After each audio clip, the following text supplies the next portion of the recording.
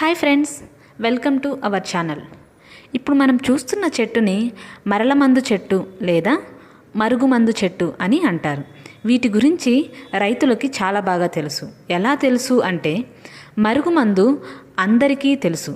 మరుగుమందును ఎలా తయారు చేస్తారు అంటే ఈ చెట్టు నుంచే తయారు చేస్తారు. ఈ చెట్టును మీరు కూడా చూసి ఉంటారు. వీటి కాయలు చెట్టును అంటుకుని ఉంటాయి. కోడిగుడ్డు ఆకారంలో ముళ్ళు ముళ్ళుగా ఉంటాయి. అలాగే మరుగుమందు ఎలా చేస్తారో ఇప్పుడు చూద్దాం.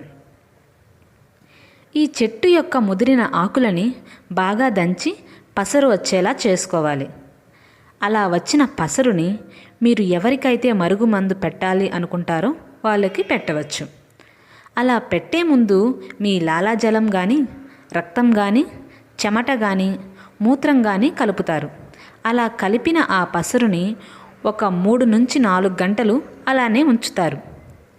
అలా ఉంచిన తర్వాత మీరు ఎవరికైతే పెట్టాలి అనుకుంటున్నారో వాళ్ళు తినే పదార్థంలో కానీ, తాగే నీటిలో కానీ కలిపి పెడుతుంటారు.